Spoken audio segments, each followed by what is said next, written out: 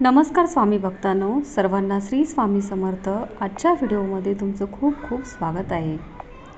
आज मी तुम्हाला असा एक अनुभव सांगणार आहे की एका ताईला बघा किती सुंदर असा अनुभव आलेला आहे। हा अनुभव ऐकल्यानंतर आपल्या पायाखालची जमीनच सरकली।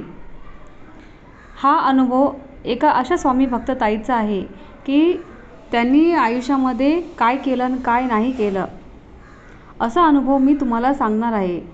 तर हा अनुभव ऐकल्यानंतर तुमच्या अंगावर अक्षरशः शहारे येतील। हा अनुभव कोणताही काल्पनिक नसून कोणती कथा नाही, तर एका भक्तांच्या आयुष्यामध्ये घडलेला हा सत्य प्रसंग आहे।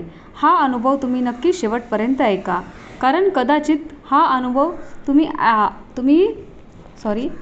अनुभव ऐकल्यानंतर तुमच्या श्रद्धेला एक नवीन दिशा येईल।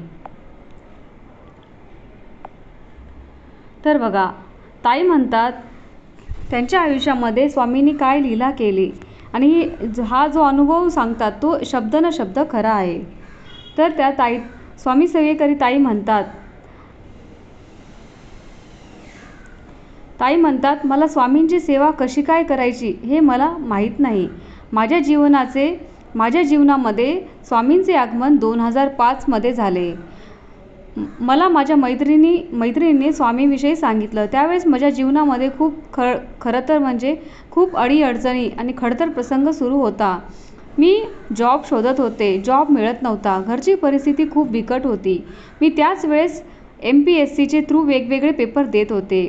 माझे पेपर देणं चालू होतं, अभ्यासही सुरू होता, नोकरीचा शोध देखील चालू होता।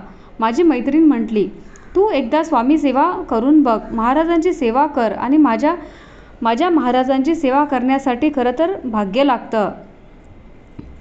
स्वामी सेवा करण्यासाठी माझ्याकडे तर वेळच नव्हता। वेळ असेल तर आपण काय करू शकतो पण माझ्याकडे तर खरंच वेळ नव्हता। अभ्यास आणि घरकाम यामध्येच माझा पूर्ण दिवस संपायचा। तिने सांगितले म्हणून मी श्रद्धाभावाने फक्त महाराजांचा एक फोटो घेऊन घरी आले। खूप मोठा फोटो घरी आणला। वार होता गुरुवारचा। त्या दिवशी महाराजांचा फोटो घरी आल्यानंतर मग मी ते फोटो कुठे लावायचा हे मला प्रश्न पडला। माझ्या देवघरामध्ये इतकी जागा नाही। तो फोटो तिथे न लावता मी हॉलमध्ये लावायचं ठरवलं। दरवाजासमोर हॉलमध्ये महाराजांचा फोटो लावला आणि फक्त सकाळी उठल्यानंतर आंघोळ झाली की अगरबत्ती ओवाळून महाराजांना नमस्कार करायचा आणि आजचा दिवस चांगला जावो हीच महाराजांच्या चरणी प्रार्थना करायची आणि माझ्याकडून अभ्यास तुम्ही करून घ्या अशी विनंती महाराजांना मी रोज करत असे। आणि दिवसेदिवस माझा अभ्यास खरंच खूप छान होऊ लागला आणि महाराजांचं फक्त माझ्याकडं थोडाफार वेळ मिळत असेल, काही काम असेल त्यावेळेस मी श्री स्वामी समर्थ या मंत्राचा जप करायची। बाकी कुठलीच सेवा मी खरंच करत नसे। तर बघा स्वामी भक्तांनो, ताई म्हणतात की मी कुठली सेवा केली नाही। त्यानंतर माझा पेपर आला। पेपर झाल्यानंतर माझी परीक्षा सुरू झाली। परीक्षा सुरू झाल्यानंतर माझे पेपर खूप छान गेले। त्यानंतर मग महाराजांच्या सेवेसाठी माझ्याकडे वेळ होता। मी फक्त रोजचा क्रम आणि जप करायला सुरुवात केली आणि दुसऱ्या दिवशी पेपरचेही फॉर्म भरले आणि त्यासाठी देखील अभ्यास माझा सुरूच होता। आणि त्यामध्ये काय झालं की माझा रिझल्ट लागला। रिझल्ट लागल्यानंतर मला विश्वासच बसला नाही की मी ज्या जॉबसाठी मी इंटरव्ह्यू देत होते त्या जॉबमध्ये माझं सिलेक्शन झालेलं होतं। आणि ते सिलेक्शन झालं तर खूप मोठा प्रश्न होता, कारण काय होतं की मला माझं घर सोडून दुसऱ्या बाहेर शहरात जावं लागणार होतं आणि मला सर्व काही अनोळखी होतं। मी कुणालाच ओळखत नव्हती। असं मी दुसऱ्या गावामध्ये राहत होते।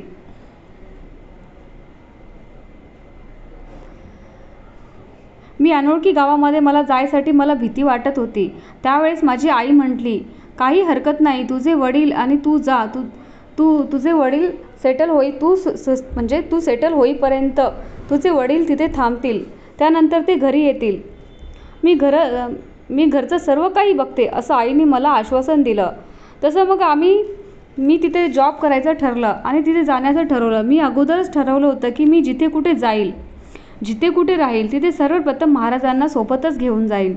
सर्वप्रथम महाराजांचा फोटो घरात लावीन, कारण महाराजांमुळेच मला ही अशक्य शक्य घडणारी गोष्ट घडली। आता मला खात्री पटली होती महाराजांवरती विश्वास माझा इतका दृढ झाला होता की मी जिथे कुठे जाईल तिथं स्वामी महाराजांची सेवा चालू ठेवेल.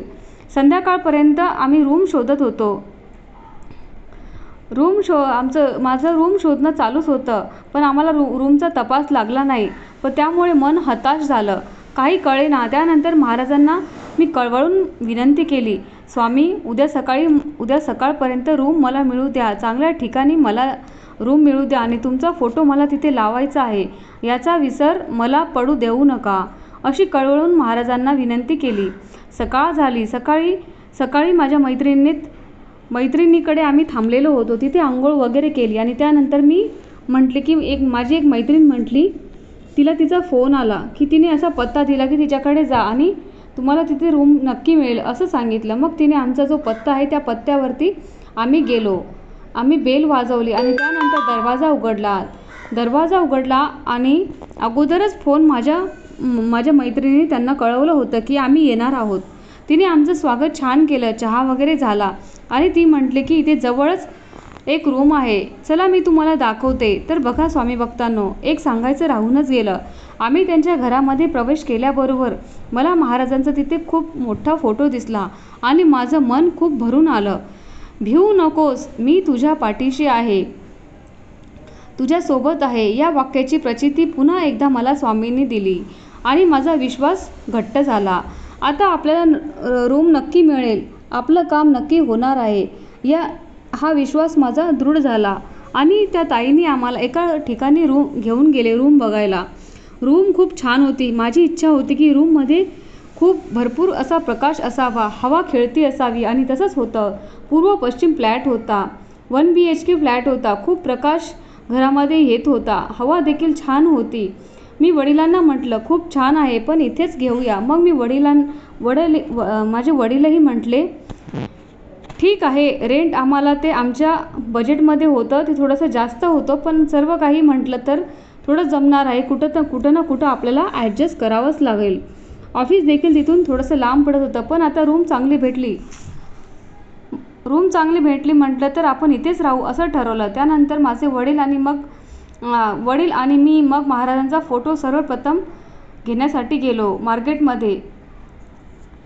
मार्केटमध्ये गेल्यानंतर मला खूप छान जसा मला पाहिजे होता तसाच फोटो मला मिळाला.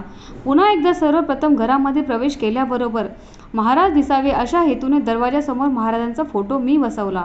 त्यानंतर सर्व काही जे काही दैनंदिन जीवनामध्ये लागणारे सामान होते ते सर्व काही सामान आम्ही घेऊन घरी आलो. माझा दिनक्रम चालू झाला. महाराजांची पुन्हा एकदा सेवा करण्यासाठी मला काहीच वेळ मिळत नव्हता. वडील थोडे दिवस माझ्यासोबत थांबले. त्यानंतर त्यांना घरचे काम असल्यामुळे मला तिथे ठेवून ते वडील तिथे सोडून गेले. त्यानंतर मग माझी एखादी मैत्रीण मला मिळाली की नाही, माझी मैत्रीण मला घर मिळाले की नाही ते बघण्यासाठी आली.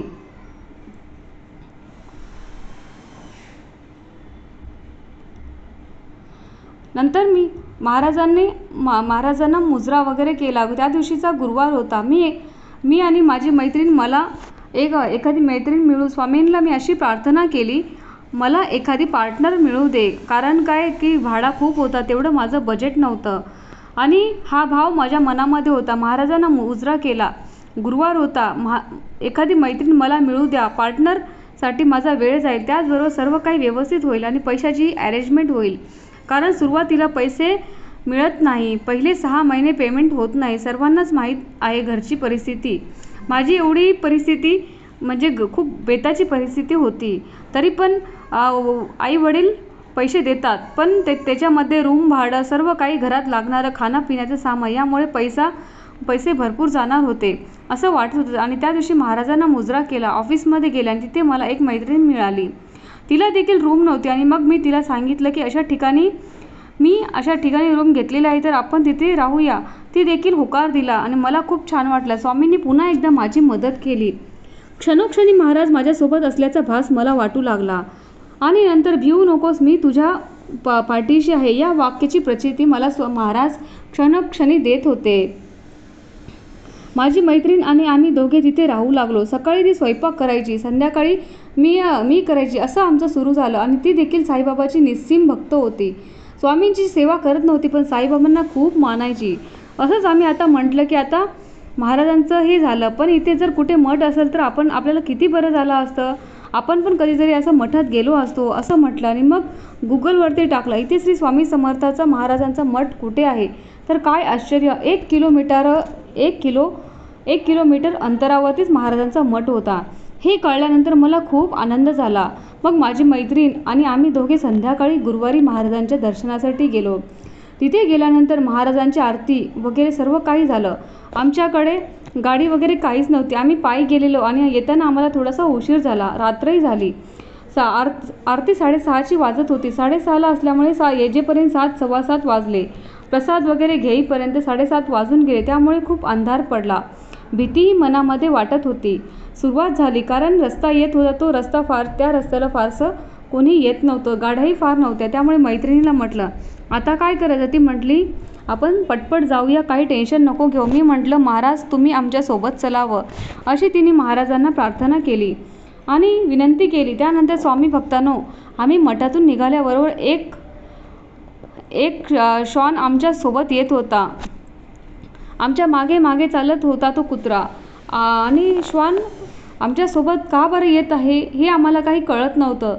मी म्हटलं ठीक आहे, आपल्याला भीती वाटणार नाही, वाटू देऊ नको, कारण ते सोबत म्हणून महाराज सोबत आहे म्हणून ते आपल्यासोबत येत आहे. आम्ही जेव्हा रस्त्याच्या मध्ये त्यावेळेस अचानक खूप मोठा कसला तरी आवाज ऐकू आला. आवाज कसला आहे म्हणून आम्ही दोघी खूप घाबरलो. पण श्वान पुढे चालत होता. तो जणू काही आम्हाला सांगत होता घाबरू नका, मी तुझ्या पाठीशी आहे. नंतर आम्ही त्या श्वानच्या मागे मागे चालत होतो.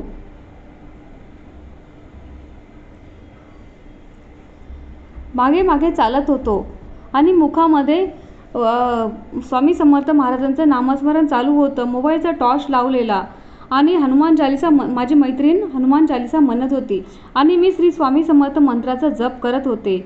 आणि असं करत करत आम्ही रूमपर्यंत पोहोचलो आणि रूमच्या मागेच होतो. त्यानंतर आम्ही बघितलं की श्वान अचानक कुठे गेला, आम्हाला दिसेनासा झाला. इतक्या वेळ आमच्यासोबतच होता, आता कुठे गेला बघून देखील खूप आश्चर्य वाटलं. इतका वेळ आमच्यासोबत होता, तो कुठे गेला ते आपल्याला कसा दिसला नाही हे मला जरा विचारच पडला. आणि मी महाराजांना विनंती केली होती की महाराज आमच्यासोबत चला. तर बघा महाराज कुठल्या रूपामध्ये आले होते आणि आम्हाला सुरक्षितपणे आम्हाला घरापर्यंत पोहोचवलं आणि महाराज निघून गेले. त्यानंतर तिचा देखील स्वामी महाराजांवरती विश्वास बसायला सुरुवात झाली. आणि तिच्या जीवनामध्ये तर खूप सारे प्रॉब्लेम होते, कारण जी होती तिचं लग्न झालेलं होतं आणि तिचे मिस्टर तिला सोडून गेलेले होते. त्यांचा डायव्हर्स देखील होणार होता. ती खूप डिप्रेशनमध्ये गेलेली होती आणि त्याच वेळेस महाराज तिच्या जीवनात आले आणि ती देखील माझं बघून महाराजांची सेवा करू लागली. आम्ही दोघी मिळून स्वामी चैत्र सारामृताचे पारायण करायचो, तारक मंत्राचे अनुष्ठान करायचो. त्यानंतर महाराजांचा स्वामी समर्थ या मंत्राचा जप करायचो. घरामध्ये खूप पॉझिटिव्ह एनर्जी, खूप चांगलं वाटत होतं. महाराज खूप चांगले संकेत द्यायचे आणि महाराजांना हार घातला, फुलं चढवले तर महाराजांचं आम्हाला संकेत मिळायचे. ते फुलं आपोआप खाली पडायचे आणि महाराजांना चाफ्याचं फूल खूप आवडतात. हे जेव्हा आम्हाला कळालं होतं तेव्हा आम्ही महाराजांना रोज चाफ्याची फुलं आणायची ठरवले. आणि आम्ही जेव्हा गेलो तर चाफ्याचे फुलं आम्हाला दिसत नव्हते. बाजारामध्ये झेंडूचे खूप फुलं, चाफ्याची फुलं कुठेच मिळणार. उद्या गुरुवार आहे, महाराजांना चाफ्यांच्या फुलाचा हार केला असता असं आमच्या मनात आलं. पण फुलं तर नाही, तर काय करणार. मग आम्ही जेव्हा रोडने चालत होतो तर रोडने आम्ही कधीच गेलो नव्हतो, त्या रोडने आम्ही गेलो. नंतर आम्ही ज्या रोडने गेलो त्या रोडने आम्हाला कळालं नाही आणि आज आपण म्हटलं इकडनी या रोडने जाऊया, बघूया, मनामध्ये आलं म्हणून त्या रोडने गेलो. आणि काय आश्चर्य, त्या रोडला खूप चाफ्यांचे झाडं होते. ते बघून आम्हाला खूप आनंद झाला. बघा, एखादी इच्छा आपल्या मनामध्ये जर आणली तर महाराज ती कसं पूर्ण करतात ते महाराजांनाच माहीत. म्हणून महाराज आपल्याला नक्की मार्ग दाखवतात. मग आम्ही त्या झाडाची चाफ्याची फुलं घेतली, घरी आलो. त्यानंतर त्या दिवशी खूप छान हार बनवला आणि महाराजांना घातला आणि तो हार 2 दिवस तसाच राहिला. बघा स्वामी भक्तांनो, जर सकाळी हार केला संध्याकाळी तो सुकून जातो हे प्रत्येकाला माहीत आहे, पण तो हार 2 दिवस जणू काही आत्ताच घातला आहे असा तो दिसत होता. तर याच्यातून दाखवून दिलं जातं की तुमच्यासोबत स्वामी आहेत. कुठेच त्यावेळेस तर कुठे नाही, तर त्याच वेळेस मैत्रिणीला पण खूप आश्चर्य वाटलं. तेच म्हणजे विशेष ती ज्यासाठी सेवा करायला सुरुवात केली होती तिचे ते प्रॉब्लेम 6 महिन्यात सुटला. आणि तो म्हणजे तिचा ड्रायव्हर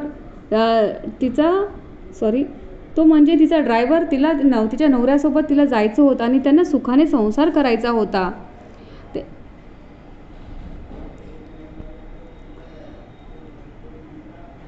त्याच्यासोबत तिने सुखाने संसार पुन्हा सुरुवात केली आणि तिची जी नणंद होती तिच्या नंदेचा तिचा संसार होऊ देत नव्हती. तिच्या मित्रांना पण खूप काही सांगायची आणि ती काही नवऱ्याला भरून द्यायची. तिचा संसार होत नव्हता. पण महाराजांनी अशी काही लीला केली की तिच्या नंदेचं लग्न पण झालं. लग्न झाल्यानंतर तिच्या मिस्टरांना एक दिवस अचानक तिला कॉल आला की मला डिवोर्स पाहिजे. पण मी पण म्हटली. खूप दोघीजणी रडले. भेटायचं ठरवलं. एक दिवस म्हटलं की त्यानंतर सर्व प्रॉब्लेम सॉल्व्ह झाले. आपण दोघं सेपरेट राहू असं तिचे मिस्टर म्हणले. त्यानंतर दोघं इथेच राहायला सुरुवात केली. पण त्यानंतर एक झालं की ती रूम सोडून गेली. पण तिला महाराजांच्या फोटोची खूप आठवण यायची. तिने देखील असाच फोटो सेम तिच्या रूममध्ये बसवला.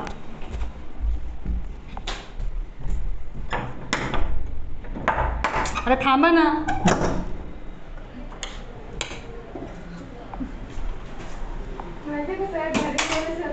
हा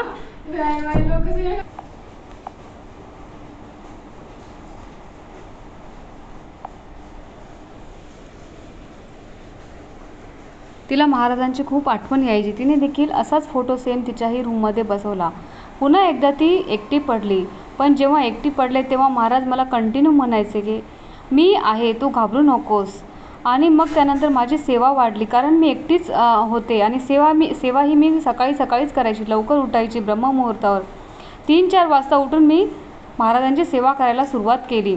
नंतर मला खूप शांत झोप लागली आणि तेही पहाटेचे 3 वाजले आणि कोणीतरी खूप जोरामध्ये एखादं झाड पडावं, काहीतरी पडावं असा खूप मोठा आवाज आला.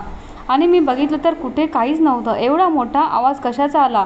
मग खूप भीती वाटू लागली आणि त्यावेळेस कळालं की महाराजांनी मला उठून दिलं. महाराज म्हणत होते, उठ आता, केवढं झोपते. महाराजांनी मग लगेच उठली. आंघोळ वगैरे केली आणि नंतर महाराजाच्या सेवेला बसले. देवपूजा झाली आणि सेवा करायला पुन्हा सुरुवात झाली. महाराजांनी त्यावेळेस माझ्याकडून प्रचंड सेवा करून घेतली. दुर्गा सप्तशतीचे पाठ, स्वामी चरित्र सारामृताचे पारायण, त्यानंतर गुरुचरित्राचे खूप सारे पारायण केले. खूप सेवा, नामस्मरण सेवा केल्या. महाराजांनी खूप सेवा करून घेतल्या. घरामध्ये खूप पॉझिटिव्ह एनर्जी तयार झाली होती. इतकं असं वाटायचं की मन खूप प्रसन्न वाटायचं. घरात कधी येईल आणि घरी आल्यानंतर खूप शांत आणि प्रसन्न असं वाटायचं. त्यानंतर स्वामी भक्तांनो, महाराजांच्या सेवेमध्ये महाराजांनी मला इतकं छान फळ देतात की आयुष्यामध्ये मी त्यांची आयुष्यभर ऋणासोबत मी जीवन जगेल.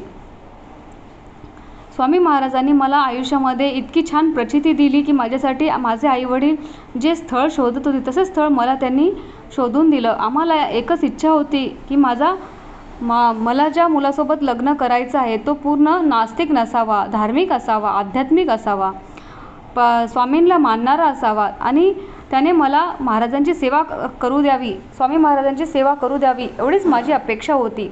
आणि बाकी सर्व माझ्या अपेक्षा बाकी काही नव्हतं. ज्यावेळेस मी माझ्या मिस्टरांना भेटली त्यावेळेस त्यांनी मला सांगितलं, तुला जे करायचं ते तू करू शकतेस. कुठल्याही देवी देवताची उपासना कर. त्यांना काही अडचण नाही. त्यांनी असं मला स्पष्टपणे सांगितलं. आणि मी महाराजांची सेवा करते ते कदाचित तुम्हाला माझ्याकडे देण्यासाठी फार वेळ नसणार. तेव्हा माझा वेळ महाराजांच्या सेवेमध्ये, कामामध्ये जातो. त्यामुळे तुमच्यासाठी वेळ नसेल तर मग माझ्यावरती चिडचिड करायची नाही. ते देखील त्याच्यासाठी तयार झाले. मी चिडणार नाही, काहीच करणार नाही. त्यावेळेस मला खूप आनंद झाला.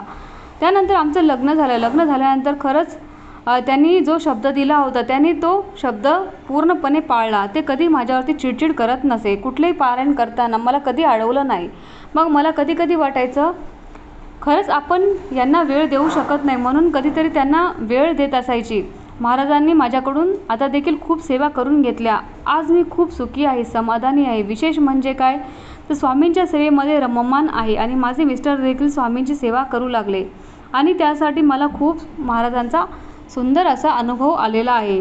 स्वामी महाराजांनी मला खूप सुंदर असा एक मुलगा दिलेला आहे. माझ्या घरातील वातावरण स्वामीमय आहे. त्याला देखील स्वामींचंच एक प्रचिती आहे. तर बघा स्वामी भक्तांनो, महाराज खरंच खूप देतात. जे देतात ना ते आपल्या भल्यासाठीच करत असतात. महाराजांना सर्व काही कळत असतं. आपल्याला ज्या गोष्टी आपल्याला कळत नाही त्या महाराजांना कळतात. आपल्याकडं काहीच नाही, ज्या काही सेवा आपण करतात महाराज आपल्याकडून करून घेतात त्या आपल्या भल्यासाठीच असतात. त्यामुळे सेवेचा कंटाळा न करता मनोभावे महाराजांची सेवा केली तर श्री स्वामी समर्थ या मंत्राचा जप केला तर खरं तर जीवनामध्ये अशक्यही शक्य असणारी गोष्ट कधीच अशक्यही शक्य गोष्ट नक्की होते.